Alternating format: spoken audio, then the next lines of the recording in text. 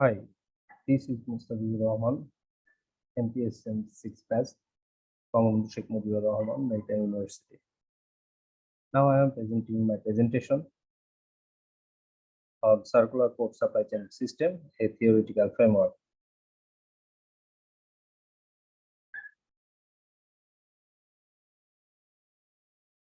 A supply chain is a system network process which starts from production and ends with the distribution of commodity.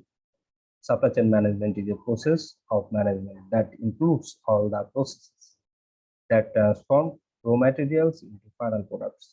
However, supply chain management does not fulfill the criteria for the sustainable development of the global economy. To fulfill the criteria, we need to find an alternative supply chain management.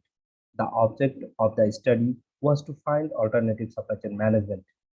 The alternative supply chain is circular supply chain management, which is combination of the circular economy into the management of the supply chain.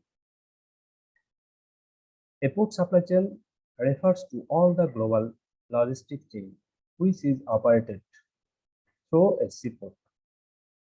Circular economy theories provide awareness and knowledge into the demand for transformation in port supply chains to maintain resource in closed loop systems, reduce waste and ensuring long-term access to the materials.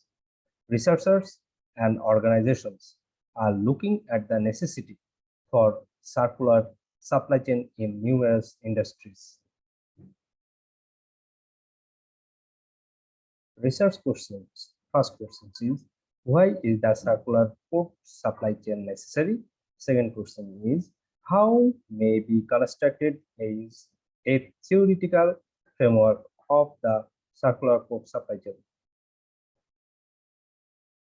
The object of this paper is to go over the circular supply chains literature and synthesize it in order to create a theoretical circular port supply chain framework.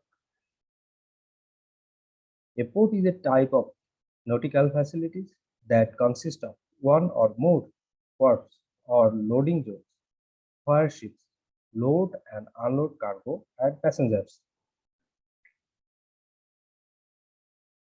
A circular economy is characterized by marketplaces that encourage people to reuse things rather than discard them and extract new resources.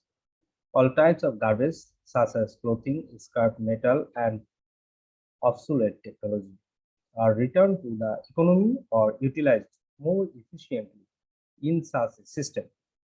Then term circular economy is widely used as a described end state.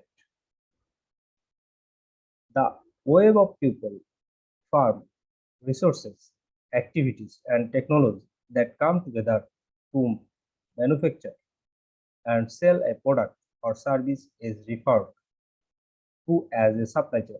The supply chain begins with the transfer of raw materials from a supplier to a manufacturer and ends with the delivery of the finished products or service to the end customer. The idea of supply chain management is established, which is larger concept that connects important business activities from original suppliers to end user in order to enhance individual companies and supply chain for long-term performance. A circular supply chain is a concept that promotes product producer and dealer to repurpose waste materials. Waste is not the end of the circular supply chain, rather reusing at the end of the life cycle. A circular supply chain includes the decrease of raw materials by providing alternatives that are long-lasting, upgradable, made with renewable energy sources, recyclable and upcyclable. Circular supply chain management is a Applications of circular thinking to the management of the supply chain and its surrounding industrial and natural ecosystems. It covers technical resources and regenerates biological materials systematically from product or service designed to end of life and garbage management, working towards a zero waste goal through system-wide innovations in business models and supply chain activities. The port supply chain is considered as a commodities and service supply chain in this study, with the port acting as a focal point with its own supply chain as well as numerous other players who are integrated into that supply chain. Ports are traditionally thought of as vital aspects of the transportation system and a key subsystem of the global supply chains, larger manufacturing and logistics systems. An element of specific relevance for ports is the geographical scale of circular supply chains. While maritime transport is included in global supply chain, this is less often the case in regional, national, and local supply chain. In this section, I discussed the impact of the circularity transition on ports, basically two effects. The effects of the circular economy on volumes handled in port, and circular economy has the potential to bring new logistical and industrial activity to ports. A high over assessment of the potential impact of the transition towards circularity in ports and volumes yielded its four conclusions. First, port handled a huge volume of non-renewable primary resources. The trend towards circularity will most likely lead to a decline in these volumes. Second, the majority of the remaining non-fossils import and export follow a linear pattern. Intermediate chemical products, which are not recycled in general, make up a large portion of the remaining volumes handled. Third, the share of agricultural commodities is approximately 24% of the export and 33% of imports.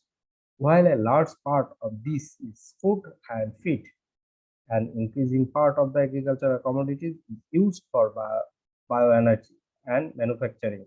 Fourth, while the proportion of recyclable cannot be calculated directly, several significant recyclable waste paper and steel scrap are included in commodity data. The disposable model is on its way out. The understanding that the earth is limited has evolved to the circular economy being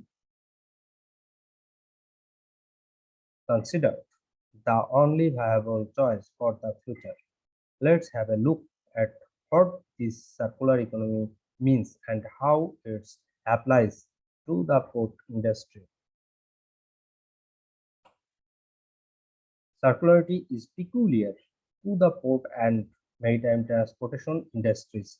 Both shipping lines and terminal operators rely on their liner supply procurement chains, which result in the establishment of shipping network and port infrastructure investment. Incorporating four circular economy ideas into the port and ship industries possible. One, maintains; two, reuse; three,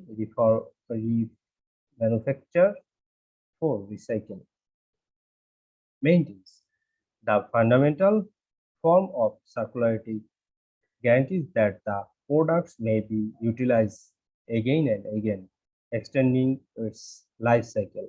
Both ships and ports require periodic maintenance to maintain acceptable operational conditions. As a result, the port and shipping industries rely heavily on extensive repair and maintenance procedures with cost effectiveness and predictability at the heart of their business viability. Reuse, ship, sales, or lease have a large market, allowing maritime assets to be shared and utilized effectively. Several of the world's major shipping companies, for example, can lease more than half of their ship assets. The ship can be returned to the leasing market and used after the conclusion of the lease.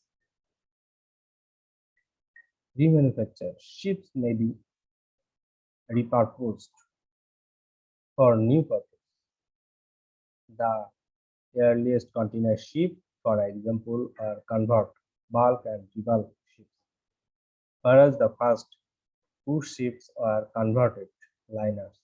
Circularity exists in the port sectors when it comes to modifying the functions or operational features of the port terminal by updating existing equipment. Cranes and yard equipment, for example, can be updated for automation. Recycle. Scrapping ship and recycle their components, particularly metals, is a large industry. India and Bangladesh are the two most important scrapping destinations for ship. Terminal equipment can be discarded and recycled once it has reached the end of the life cycle. Container shipping is built as a recycling mechanism, hence it represents a specific sort of circularity. A container is a reusable unit that is regularly relocated by carriers with containers fleets, whether they own or lease them. Container leasing business allocate their assets to optimize earnings other in another area. This paper is represent what is the circular economy chain management, and what is the circular port supply chain, and how it works in the global supply chain to achieve the SDG. It is necessary of circular supply chain management. This paper has represented a theoretical framework by which we can achieve the transmit circular economy in port activities. Many research areas are identified at the theories and practical levels. For instance, mass research is needed to specify the content of the circular port supply chain, its relations to the port governments, port administration, and port management, and the interrelationships among the existing or other port research areas. Further research is needed to determine standardization and digital solutions of both institutional operational systems in a port cluster performance and competitiveness. In order to improve the sustainability of the port supply chain, further research may try to find the institutional and operational part in seaport development and reorganization's efficiency, effectiveness, and efficiency. Thank you.